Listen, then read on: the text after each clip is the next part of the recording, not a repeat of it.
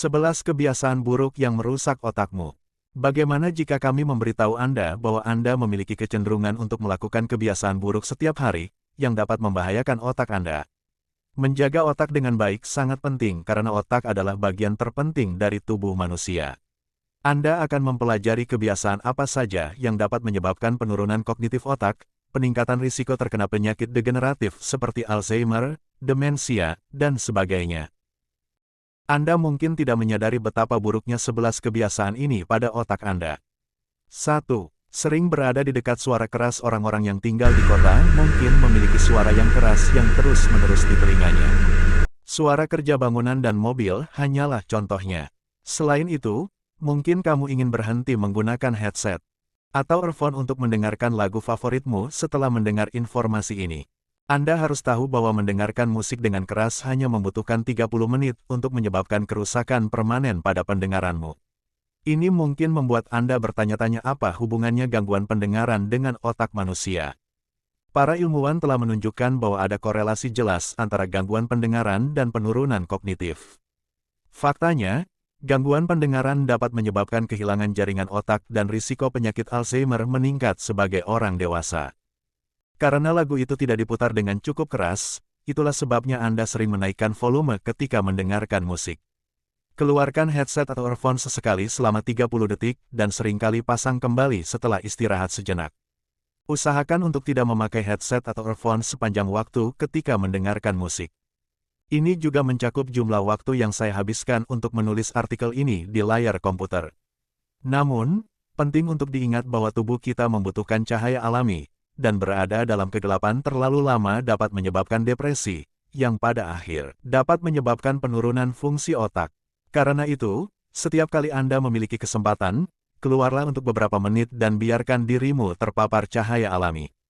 3. Konsumsi nutrisi buruk. Untuk menjaga otak kita tetap sehat dan berfungsi dengan baik, sangat penting untuk mengonsumsi makanan dan minuman yang kaya nutrisi. Tidak mengherankan bahwa meskipun ada makanan tertentu yang dapat meningkatkan fungsi otak, ada juga makanan tertentu yang dapat merusaknya. 4. Asap rokok. Meskipun jumlah perokok di Indonesia telah berkurang dalam beberapa tahun terakhir, ada beberapa orang yang terus merokok.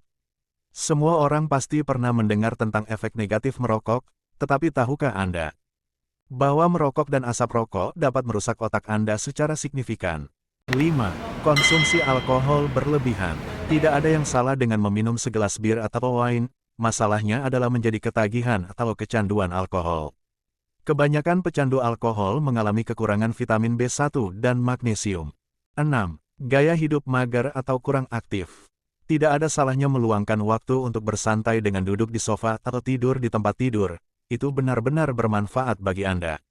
Akan tetapi, jika Anda hanya duduk atau tidur sepanjang hari, tanpa berolahraga, Anda akan memiliki kesehatan otak dan tubuh secara keseluruhan yang buruk.